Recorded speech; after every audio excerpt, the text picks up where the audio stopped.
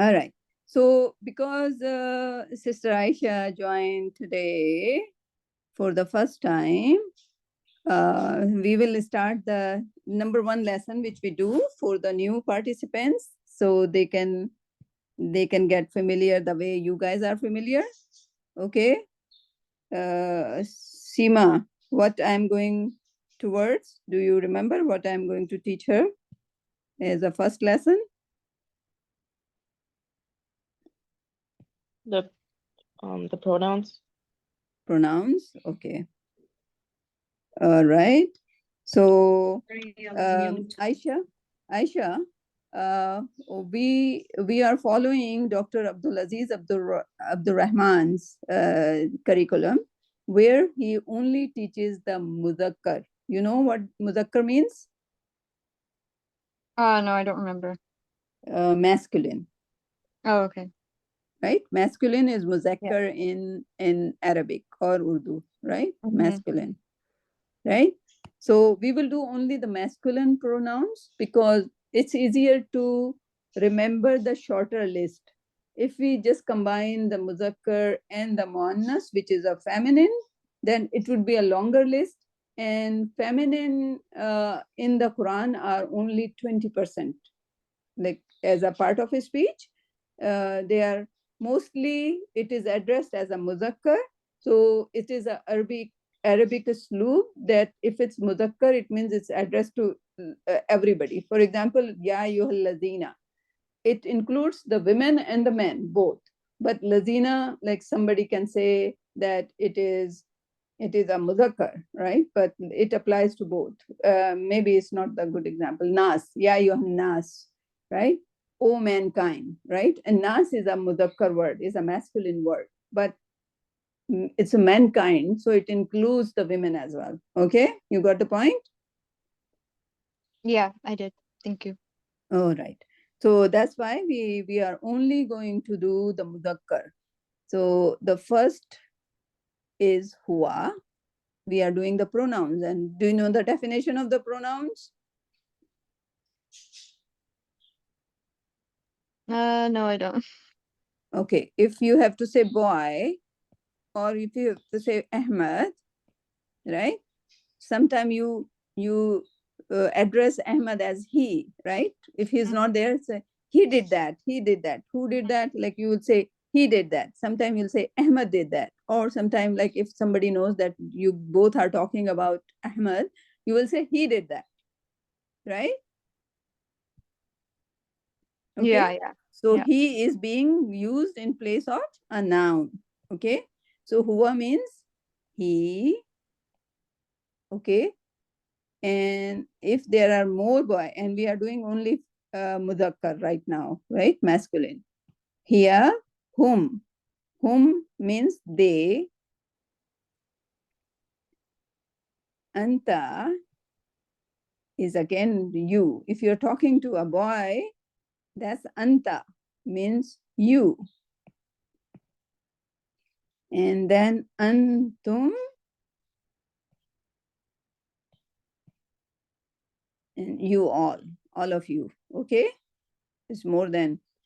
And we are doing singular, we are doing plural, singular, plural. Okay. You understand singular, plural? Yeah. And the first person is ana, means I, and nahnu. Nahnu means we. Can you read what I wrote on the whiteboard? Can you read the Yeah. first column, please? Yeah.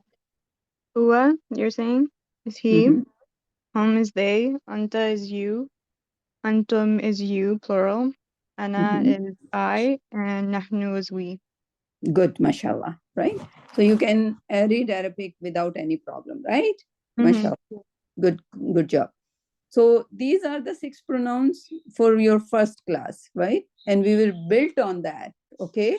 So if you remember that, yesterday we were telling the other sister, Amila, that she did this lesson as well, and she is not here today. So next week, you both of you, if you join Saturday and Sunday both, then you will be together, right? We will make sure that you are both new, and you also Anika as well. Anika, you did this lesson, right? Last time? Yes. Do you remember that? You want to take you want to move on to the next lesson? No, I'm okay with review as well. So review is good. You want to get into a new lesson today? It's up to you. I'm okay with either. Either. So you want to be with these new friends, right? Like, I mean, you, Aisha, and Amila. Yeah. So we will do the next lesson together next time, right? Oh, yeah. Okay, that sounds good. Okay. Yeah, it will be good review for me too. So Yeah, it's it's Anika's second class, Aisha. So you both are new. Okay. So any question on that, Aisha and Anika? No, I'm good. Good, Alhamdulillah. So now we will move to the Medina book again. We will do the first page and the second page for the new people again. All right. And I'll share the screen. And hopefully you took your first lesson, Aisha, like you made the copy or you wrote it down somewhere. Okay. Otherwise, you can ask, I can rewrite it for you. Okay. All right. Medina book. Khadija, you are taking care of the Medina book. okay.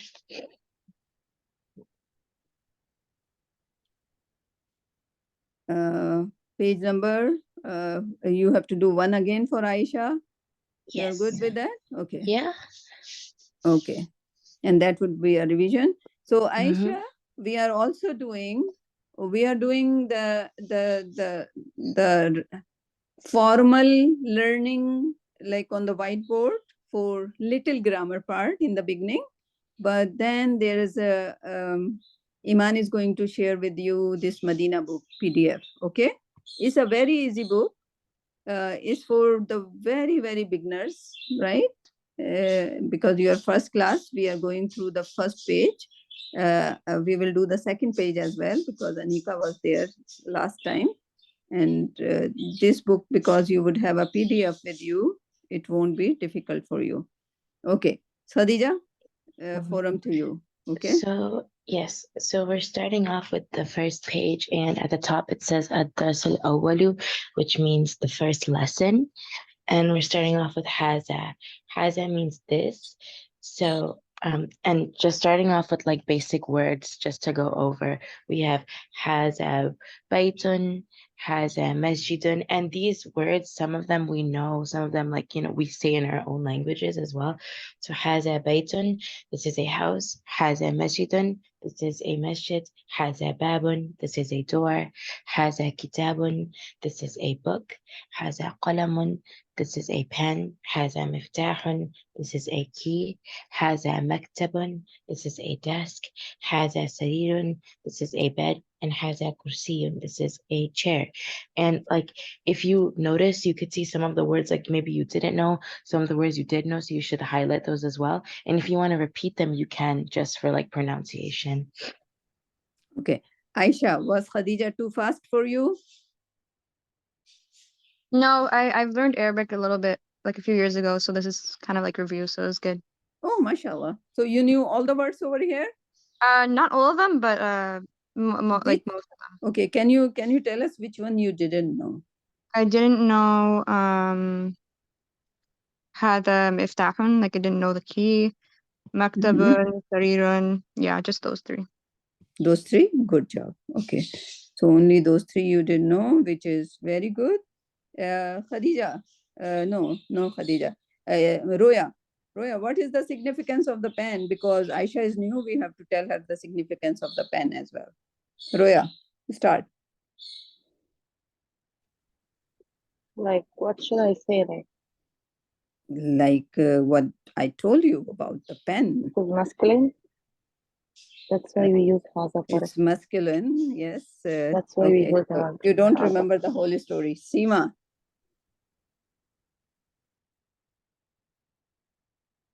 Seema? Yes.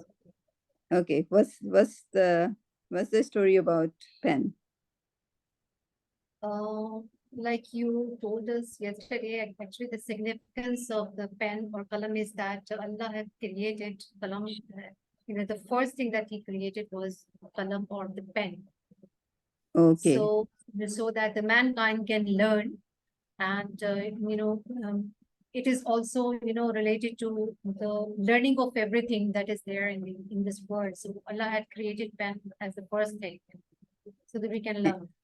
And And yes, this pen symbolizes that whatever you have written for your future or your life, Allah Pak has written down way before.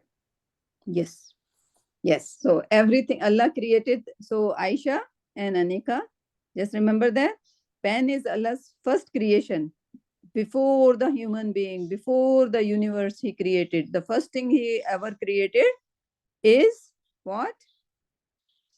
The pen. The pen, right?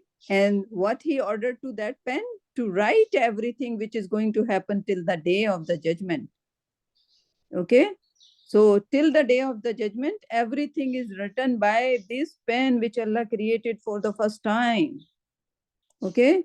And it's all written. So yesterday Amila was there. So we were saying, oh, Amila, you are here because this pen already has written, then Amila on such and such day will join the Quran class, inshallah. Right? So that pen has written that like billions, like a 50 billions years ago, right? When there wasn't any universe before that, right? So pen is the first creation of Allah subhanahu wa ta'ala. That's why we have to love pen as well, because Allah subhanahu wa ta'ala must have loved pen, right? That He created pen first, right? And then everything is the byproduct of the pen, because whatever pen has written now has to come into existence, because pen has written that. Allah ordered pen to write all those things. So then pen wrote that now the galaxy would start. So galaxy started.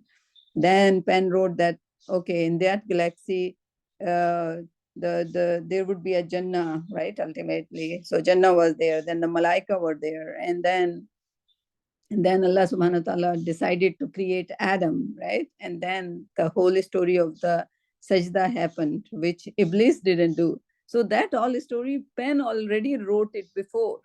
Okay?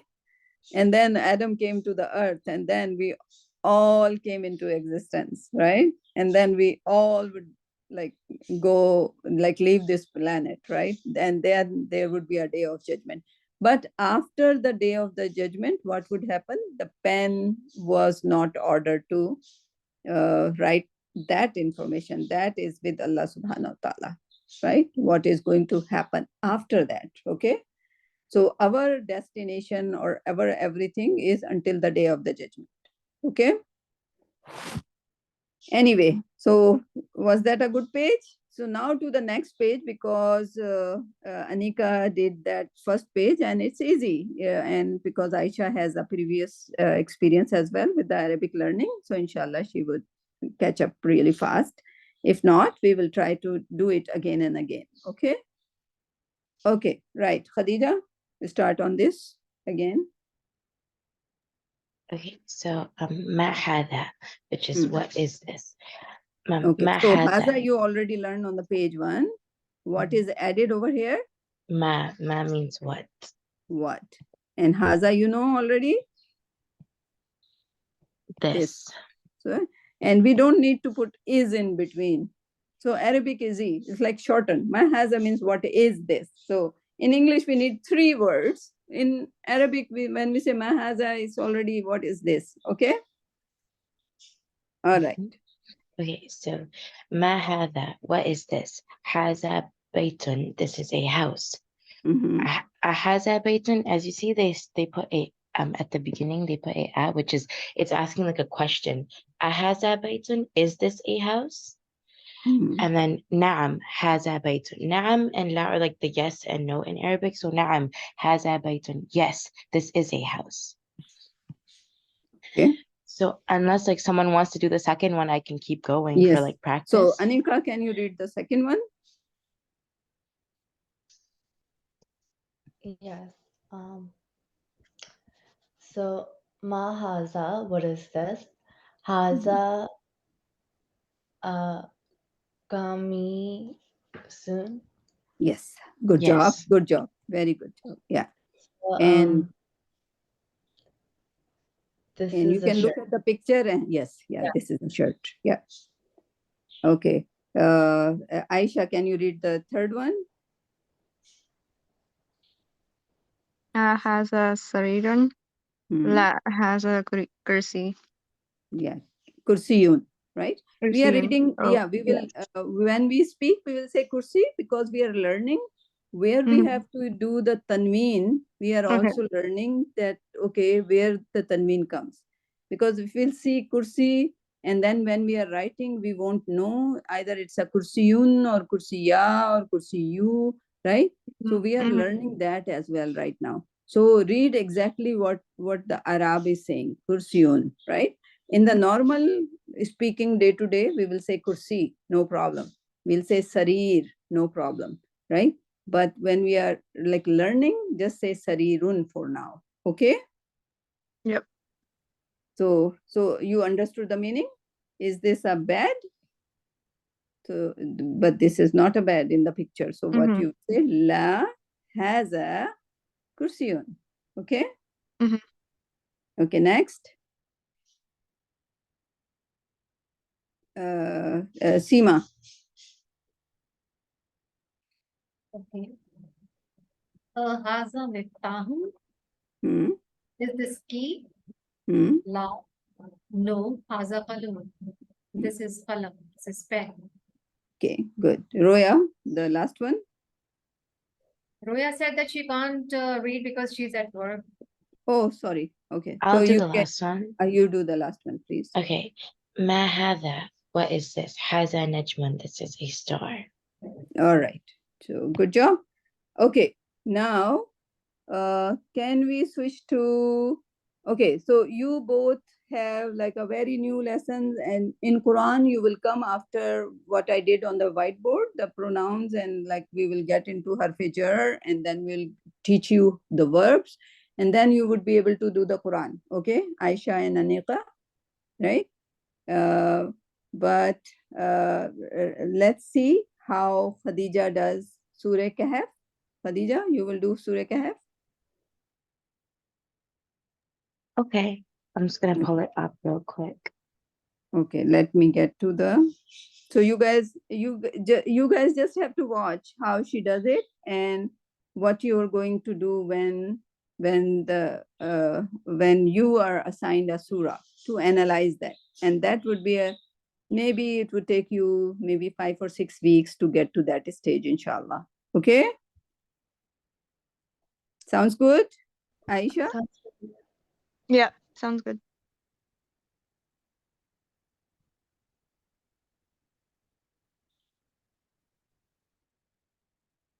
Okay, what ayah you were on? I was on ayah number 11, I think. 11. Okay. Yes. So before you start, I'll just give the background to Anika, and I think Okay. Anika was there already, right? Last time. Yes, So she was. yeah, she was there. So for Aisha, we are doing Surah Kahf, and Surah Kahf has four four lessons in it, right? Are you familiar with Surah Kahf? Yeah, I'm familiar with it. Just not like the meaning or any of the lessons. Okay, so there are four lessons. Who is going to tell me the four lessons we learned from Surah Kahf? So we just focus on that, and we have to just like pay attention. So first lesson we learned, Seema, Story. Oh, sorry. Can I go? yeah, Story of the cave. story of the cave. So Mhm. that's the story. But the story of the cave give us what lesson? It's the trial of faith. Trial of the faith, right? Trial of the faith. So that's we are going to learn that how to protect our faith. Okay, that's the story teaches us the lesson we get out of this story, because Quran is mostly story, because Allah subhanahu knows that We are not like, you know about the 10 commandment, right? Allah gave Yeah. just like 10 sentences, but nobody learned anything from that, right? They just took like 10 commandment. Yes, 10 commandment are there, but story captures your interest and then you pay attention, right? So 10 commandments are there, stories are not there, people don't pay attention, right? Allah subhanahu wa ta'ala could give like us, okay, this is the rule, this is the rule, this is a rule, this is a rule. But Quran has all the stories attached to that, so it becomes very interesting, right? And we are attached to the Quran, we are attached to those stories, but ultimately we have to learn the lessons out of that, right? So what is the first lesson we would learn in Surah Kahf? We are in the very beginning, right? The very first story is about the people of the cave, and over there we would learn about the trial of the faith, okay? And then the second lesson we learn from The second lesson is the owner of the two gardens, and it's the trial of wealth. the owner of two gardens, okay? Okay, so it's the garden story and And it's trial the trial of wealth. of wealth, right? Right. Allah gave some people good wealth and some people no wealth, and how we have to, because anything given to us, and wealth, it doesn't mean the financially, it doesn't mean $1 million, right? Health is also a wealth, okay? Education, somebody has education, it's also a wealth. Somebody has a lot of time, right? It's also a wealth. Somebody has a lot of aulad, children, it's also a wealth, okay? So wealth is like, if you learn the meaning of the wealth, that includes almost everything Allah gave us. But Allah gave us for what? Does anything belong to us? Somebody has a No. somebody somebody has a 3 children, right? Are these children his? Would he say, oh, these are my children? Or should he say, Allah gave me this aulad?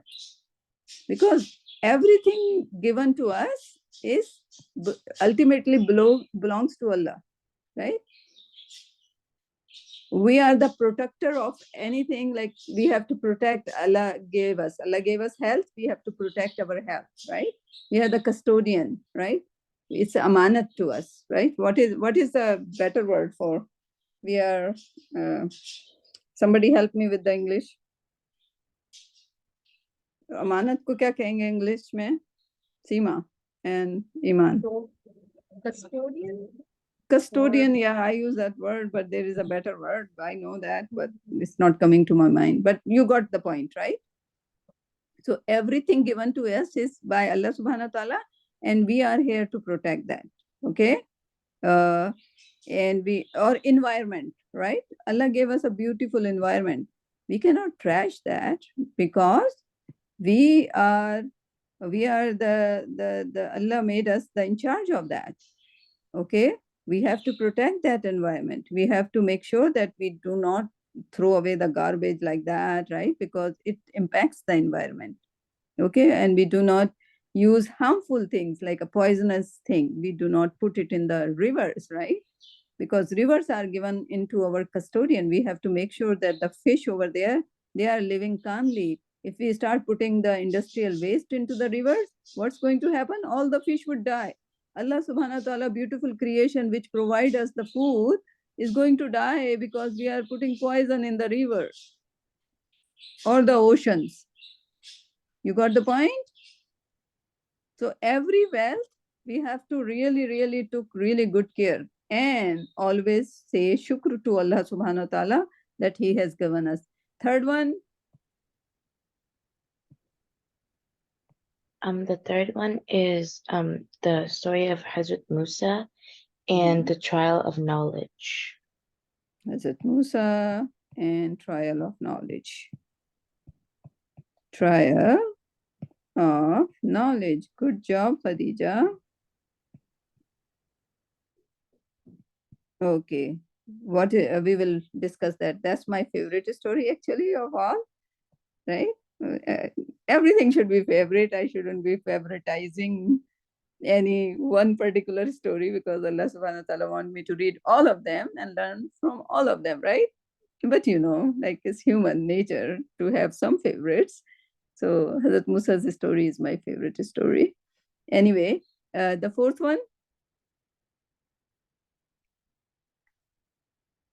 And the fourth one is I think it's Zulkarnain Mhm.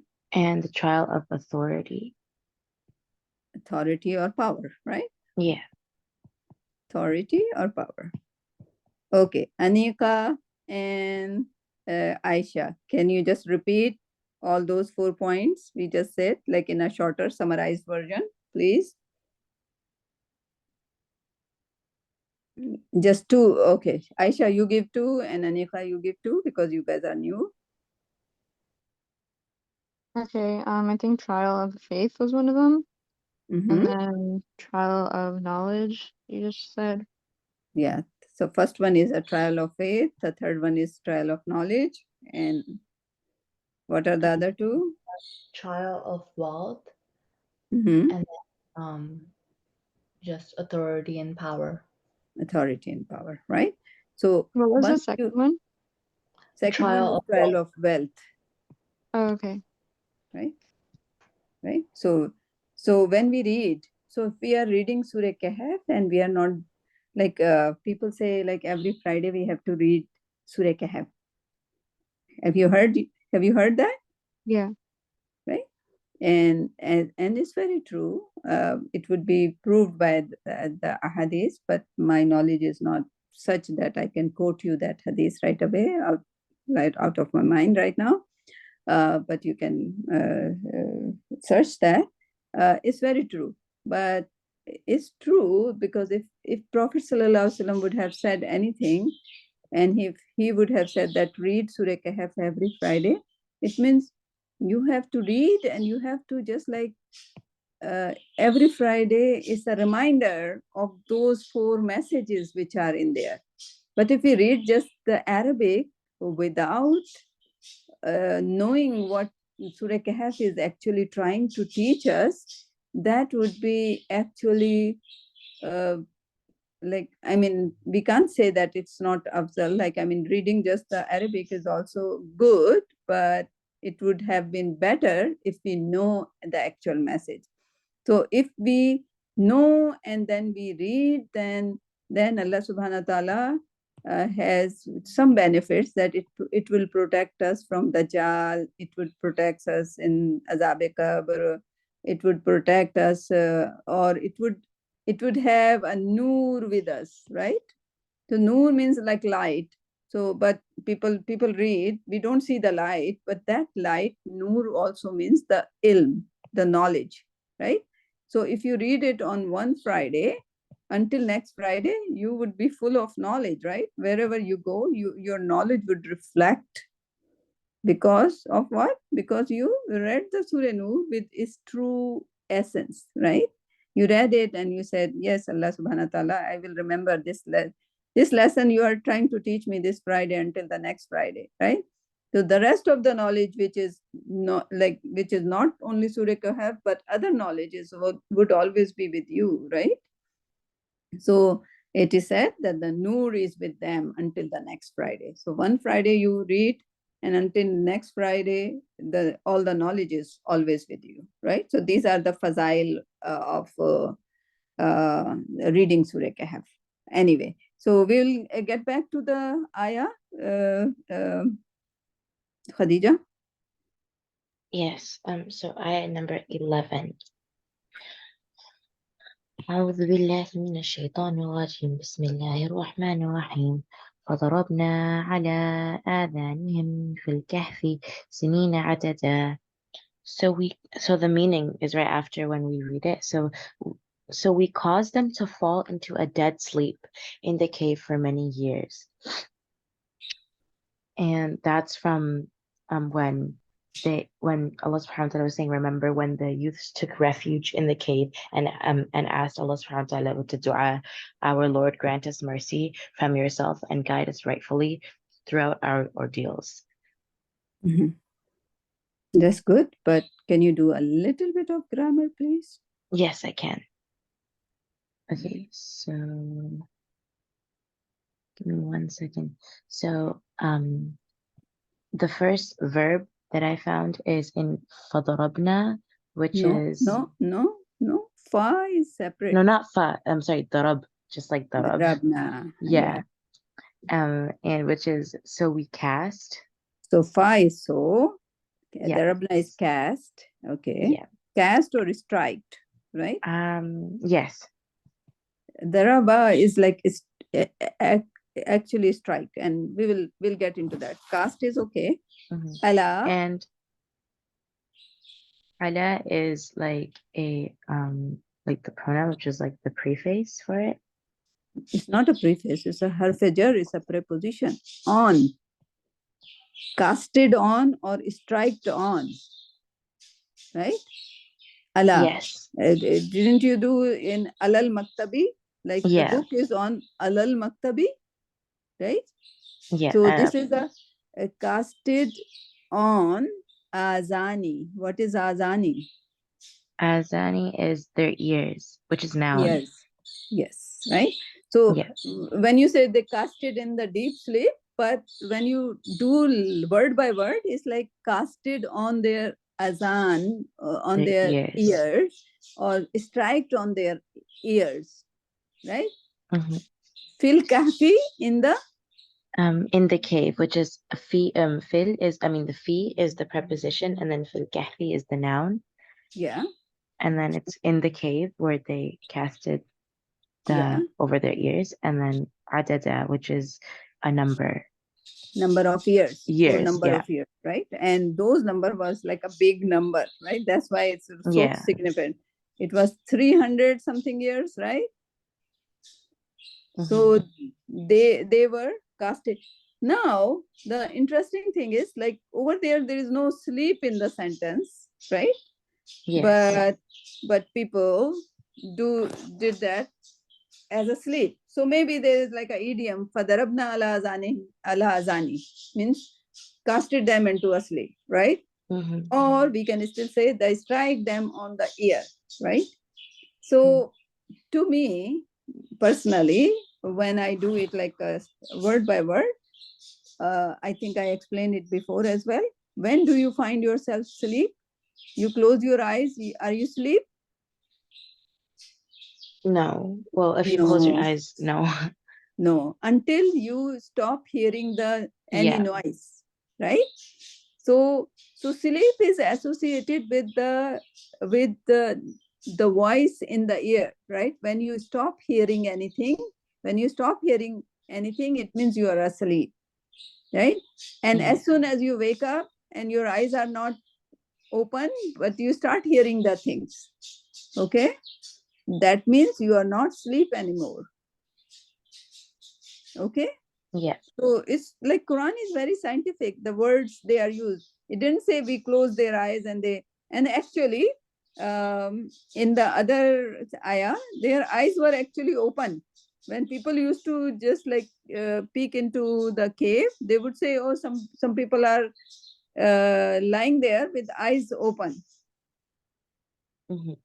Their eyes were not even closed. So eyes were open, but they couldn't see because they were asleep. They couldn't hear, right? Definitely. So that is the state of the sleep. So same thing, when we die, do we hear anything? No. I think, no. Wait, no. Yeah, who said I think? No, that was me. I thought you meant eyes. Yeah. Wrong one. Yeah. Any question, Anika and Aisha?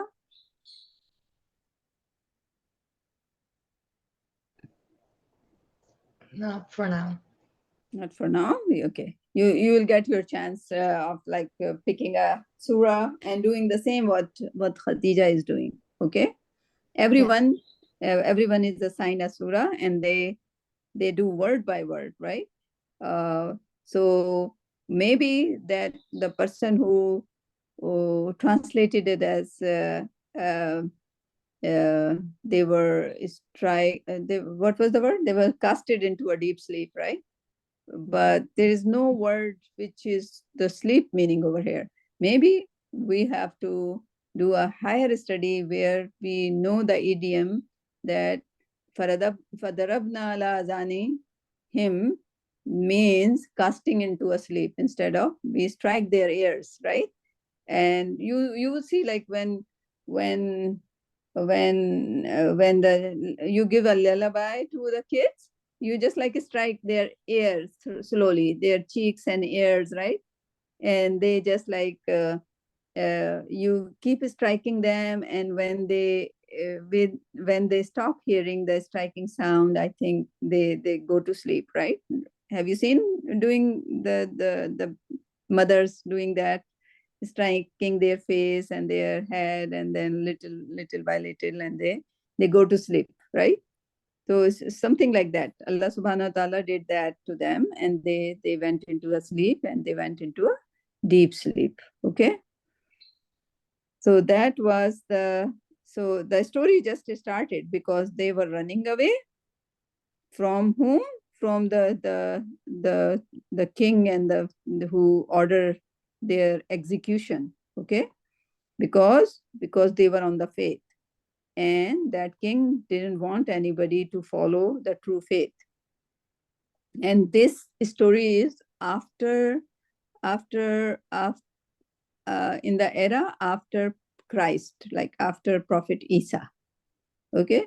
So their faith, they were on the faith at that time, on the true Christianity, right? They used to believe that Allah is one, right? And Christ is their prophet. So maybe this king wanted to say, no, Christ is not a prophet, he is the son of God, right? So that's not a true faith, right? Or he might be, that king might be some other religion, like a Hindu religion or something, and they wanted everybody to follow the religion what the king follow. And if he finds anybody following any other religion or true Islam, he would just order their execution. Okay, you can read it in the tafsir in more detail. Okay, so in that case, you can migrate to other. If you are in such a situation that people don't allow you to pray, don't allow you to follow your Islam, you can leave that country and go to some place where you can practice your religion. Okay, and that's why Prophet Muhammad sallallahu alaihi wasallam, when the kuffar or Quraysh ordered his execution, and he was not protected in Makkah anymore, what he did, he migrated to Medina, right? And before migrating to Medina, he was still like during the Hajj time, kuffar won't touch him, right? But any other month other than Hajj, he was secluded, like he wasn't allowed, right? He was like confiscated into one of the valley, right? It's called Shayb bin Abi Talib Valley, right? And he wasn't allowed to just practice his Islam or preach Islam. So he tried to negotiate with other people during the Hajj time that give us the refugee status in your country, but we should be allowed to do the teaching of Islam, preach the Islam, right? So some people said, why should we allow you, right? So they didn't allow. So he met 26 big delegates, right? And Hazrat Abu Bakr did that because Hazrat Abu Bakr was a very influential person. He knew all the big people. Actually, he was the expert of genealogy.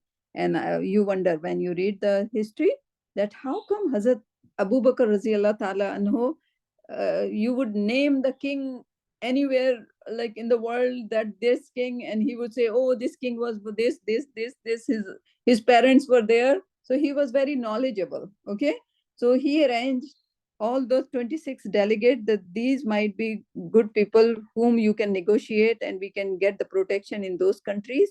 But most of the people said, oh, we won't allowed you to practice your religion in our country. Some said, okay, you can practice your religion, but we are not going to protect you if some kuffar or Quraysh comes and try to uh, to to take your life away. We won't give you any protection, but you can stay in our country. The Prophet ﷺ would say no to them. And then there was one country, they said, okay, we will protect you, we will allow you to live in our country, we will allow you to practice Islam, and we will allow you to even preach Islam if you want. And some people want to convert to your religion, we have no problem, but we won't protect you against Iran. Iran was the biggest power, like a superpower. So they said, okay, if Iran comes and want to take you, we won't protect you against that. The Prophet ﷺ could have said, okay, you know what, I'm getting the protection at least from all over the world. It's only Iran, so let me just go there. Prophet ﷺ said, no. He said, like, accept us with all the condition. If you are going to protect us, you are going to protect us from Iran as well. And we are talking about some 300 people, because by that time, only 300 people have Islam, right? So Prophet ﷺ was that strong. He said, no, give us, like, accept all my, it's like his life was in danger. His all Muslims' life was in danger. And he was negotiating, oh, like, you have to accept us with all the condition. And only then he got to meet with the 6 young people from Medina, and they said, okay, we will protect you all, right? Only 6 people. And those 6 people was the cause of the migration. And Prophet ﷺ told, had a treaty with, like, 6 people went back, and then they brought, next year they brought 12 people, and then the year after they brought 72 people. Okay. And those 70 people took a bath, and they say, oh yeah, we will protect you, right? And it's also called the bath of, like, it's a the female, there's like a female bath, it's also called, because Prophet ﷺ wrote one sentence that you will protect like you protect your women and children, right?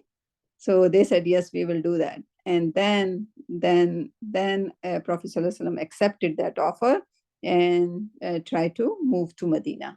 Okay, but that was, I don't know where it came from, why we started that story. I don't even remember. I have a question. Yes. Did we figure out who exactly was in the cave? Like we were talking about it before. Like, was it like a girl, or like this, was it like all boys Oh or yeah, something? that question. Yeah, that Yeah. I have to ask that to one of my teacher, right? But your Yeah. question is good. You are right. It doesn't say, right? It says Yeah. boys. It says fatat. Like I think Yeah, it. but then we mentioned how the masculine in Arabic goes over the like the Yes. feminine, so it could possibly be, but who knows? Yeah. So maybe we can say that they were young boys, but Mhm. yeah, this is still a question. I'll more analyze. Yeah, keep reminding me, and I Okay. have to ask someone, right? Inshallah. So yeah, but at that time, you know what, like women, Khadija mostly, they didn't have a chance to do anything, right? First of all, like if you know by the history, uh, these were young boys, and it looks like they were unmarried, right? They were without family. It looks like, right?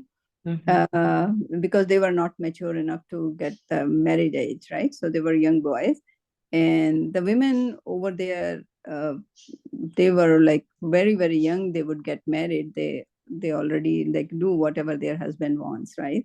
So it's very Yeah. difficult to imagine that such thing would have happened, that the women also escaped, right?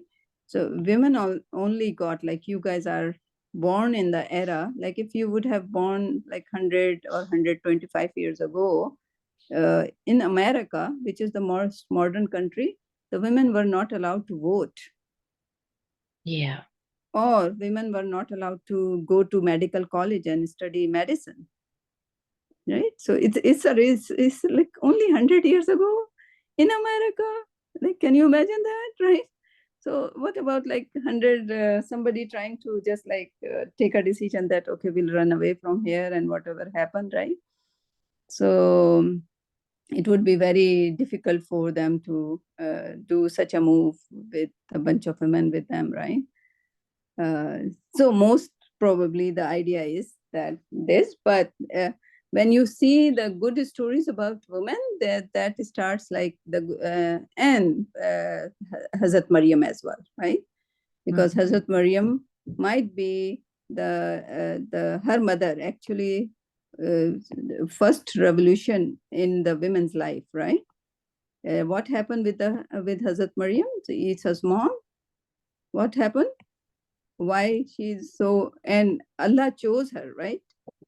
Allah chose her as a first guidelines, like first role model for us, the women. Hazrat Maryam, she is the best woman in the whole world, not only this world, but Allah used the word Alameen, right? Which might be like if there is any other life exist anywhere else, Hazrat Maryam has been chosen as the best of the women. Okay, and why is that? Why is that? Right? We start the story from Hazrat Adam alayhi salam. Okay, Hawa was there as a companion to Adam. No story, the family was there, right? Actually, how many women are named by their names in Quran? Do you know? Isn't it just Miriam? Oh, is that only one woman? Yeah. Okay, so she is the revolution. Okay, how come? Because her mother, when she was, her mother was, what was her mother's name? Hannah, right? That comes from the Israelite stories or biblical story. Quran doesn't give the name of Mary's mother, but her mother is mentioned as Hannah. So her mother made a dua when she was pregnant that I will give my child to the church, right? And at that time, the church would get only the boys, right? But when Hannah gave birth to a girl, she didn't know what to do. But now she made the promise to Allah subhanahu wa ta'ala. So she had to give the girl, and she took it to the church. And church people said, oh, she's a girl. We are not getting the girl. So what the church would do, they will educate the people in Islam, right? And that was the only educational institution in those eras. There wasn't any universities or anything. All the education you would get in the church, right? Whatever education. So everybody said like, okay, we never had a girl in the church. How come the girl would be there, right? But then Hannah, she started telling them the stories about this girl is like very extraordinary, and she was like above average, right? Because Allah chose her over all the alamin, right? She was the one girl Allah chose, like out of all the everywhere, right? So when they heard about that, and they were, of course, some Zachariah, right? For example, and he was his uncle, her uncle. So when they heard the story about her, they knew that this is a very special girl, right? So they said yes, but then there was a fight. Who would raise that girl, right? In the church, you have to have a mentorship, right? So they had to do a talk, like what you say, like when you draw a lottery, like what do you draw? What is the word we use when we draw the name, that who would raise this girl? Then Zacharias alayhi salam's name came, who was his uncle, maternal uncle, like her aunt's husband, and he was a prophet. and he took the charge of that girl. And so why Hazrat Maryam is a revolution? She was the first girl to be educated in the church, or the first girl to get the education ever, right? So education is an important part. Why Hazrat Maryam is very important? Because she went to the church and got all the education. And she covered all the syllabus. When you read the story, all the syllabus of the church in no time. She was very, very smart, right? And after that, if we see a very smart girl in the Islamic history, that was Hazrat Aisha. She was like, she remembered, she read the Quran for 3 days and she already memorized everything. Right? That's why Hazrat Aisha is very important. Hazrat Aisha was chosen as a wife for Prophet Sallallahu Alaihi Wasallam by Allah Subhanahu wa Ta'ala. Right? So, and because of her brain power, that's why we have so many ahadith by, and like very good ahadith by Hazrat Aisha. And Hazrat Aisha had the first university for Muslim ummah, not only for women, but she taught all the Sahabis as well, right? So you guys have to just like follow the footstep of the good women mentioned in a hadith and mentioned in our Quran, which is Hazrat Maryam for the first time. So you have to read about Hazrat Maryam more. Anyway, so any question on this ayah? So they were put to sleep for so many years, right? And how many were they? We don't know. Their gender, because fatat is a word, but as we said that if it's a plural, then it is applied to everybody. So that's a very good question by Khadija. And we are going to try to explore it more. Any question? Aisha, Seema, Roya is at work. So Aisha, Seema, and Anika, and Iman. Thank you. Very beautifully explained by you. And it is a What very was good idea, actually. Yeah, it's the whole surah is very, very like you'll get the knowledge, so much knowledge, but we try to stray from the we'll try to reduce our other side stories uh, to be focused on Surah Kahf, so we can do 2 and 3 at a time. But it's okay. We are learning. We just learned the word Darabna, Allah, Azani, Fi, Kahf. That's good enough, right? If we didn't know the Darabna, and Anika and Aisha, don't worry about that. You will learn all those verbs in no time, right? Then you will also know Darabna and Allah and Fi, you would know by next week, inshallah. Okay? Yes. Sophia auntie, where can we find the recordings for these lessons? Oh, that would be there would be is there playlist linked with you, Iman and Khadija? Yeah, I think that when you send the it into the group chat, you can click it and it goes straight to a playlist. Oh, Yes. okay. Yes. All right, thank you. Okay.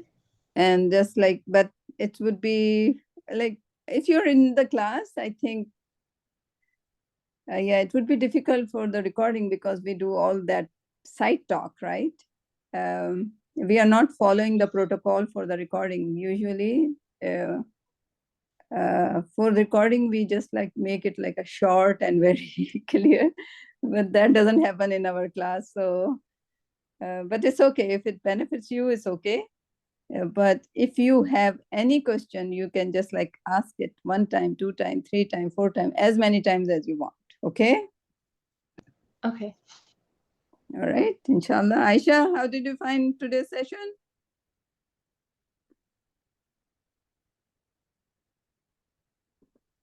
Aisha? Sorry, just I don't know what happened. It was good. It was a good intro, and then I was glad I was able to see how you guys go about like translating each ayah word by word. Word by So word. the side Yes. stories are also very nice to hear.